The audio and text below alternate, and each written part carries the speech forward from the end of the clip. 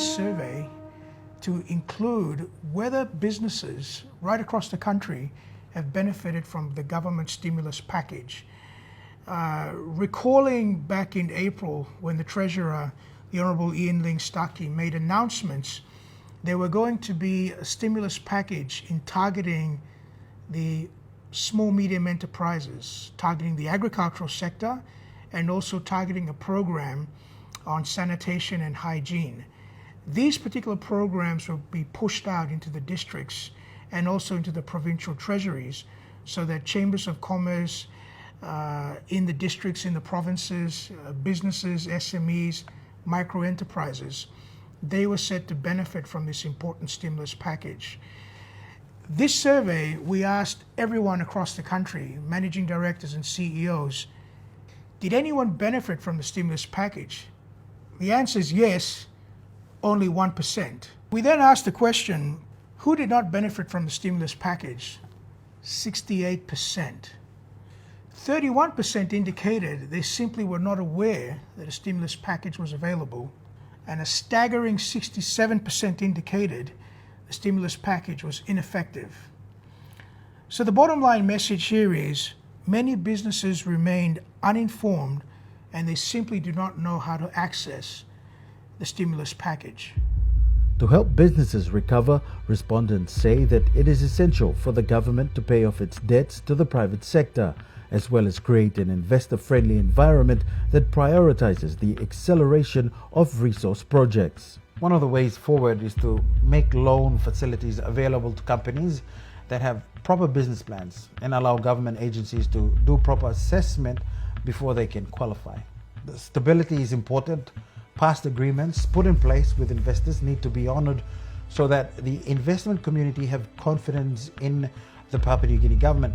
The delay of previously agreed projects, cancellation of current projects to renegotiate shows that the PNG government cannot be trusted, and this drives investors away. Grandfather clauses need to be put into current large-scale projects so as to build trust amongst foreign investors. Clear messages on future policies and getting a better share for PNG is a very good direction, as long as this is not retrospective. Another way forward is to follow through the public commitments to make funds available for loans. If that's impossible, put pressure on the banks to relax cash flow lending criteria, especially when secured against prime real estate assets, and pressure on banks to reduce interest rates and allow for longer terms of borrowing, or maybe both. We would like the government to meet its financial obligations by paying us for services provided to refund GST payments that we are entitled to.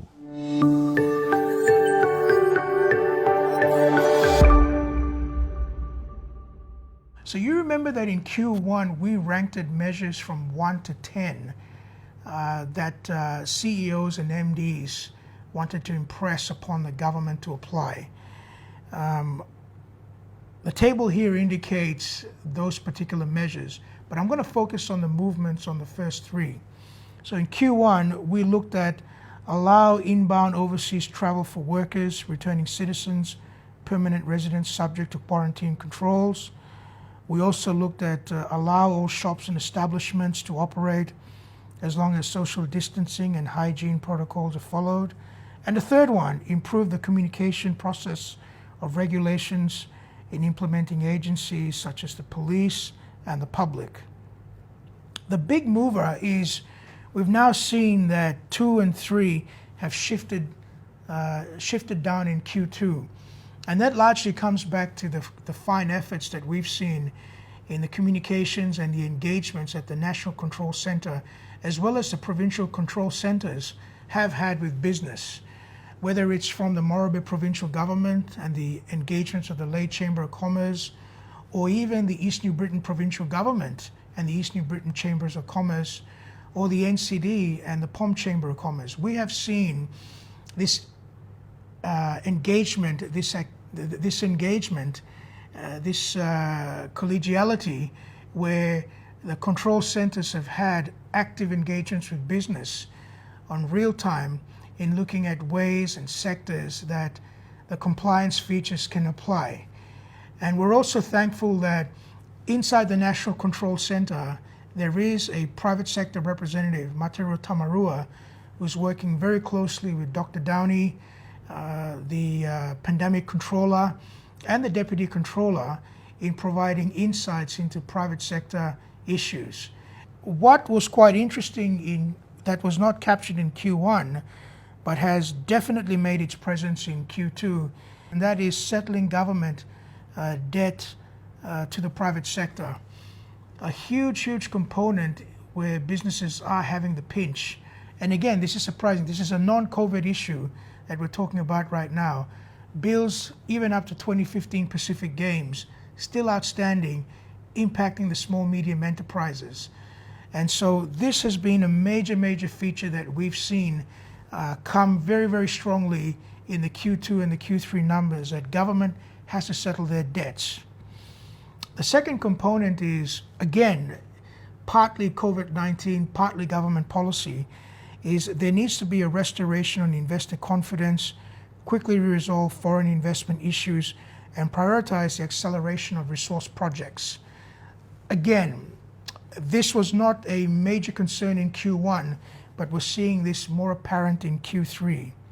And rounding off number 3 in Q2 was the number 1 Q1 rank, which was to allow the inbound overseas travel for workers, returning citizens, and permanent residents subject to quarantine controls. This, of course, remains a persistent issue with businesses, as the measures still restrict international travel, both inbound and outbound as well. And we're quite thankful that the Prime Minister has announced he is considering measures at the end of this month to look at lifting those restrictions. So when we're looking at the report card of the Q3 surveys, and going back to the fundamental features of this particular work, it's divided into 2 basic subjects. There's a compliance framework, COVID-19 implemented by the National Control Center, heavily affecting the domestic market. And we then have the economic recovery packages or stimulus packages the government is also applying to support businesses during these tough times. 51% of businesses have indicated they are confident to stay for the next 12 months. That's up from 34%. So there is a clear indication that the self-regulation, the protocols being applied in the provincial centers, these protocols are allowing the market to continue, they're allowing the market to function, and they're allowing the market to have that consumption effect, which is so critical in maintaining jobs. So from the Business Council standpoint, definitely a B+, and we congratulate everyone that's working tirelessly in ensuring that our market continues to operate and our jobs are still being retained, and the investments that are being made during this period. When we're looking at the economic recovery space, the percentages speak for themselves. If only 1% of businesses have benefited from the April stimulus package, that does beg the question, is this a functional model that's been applied by the Treasurer and the government of Papua New Guinea? 67% have said that it's inactive and ineffective. So there is a lot of work that needs to be done in the economic recovery space. From the Business Council standpoint, it's a definite F.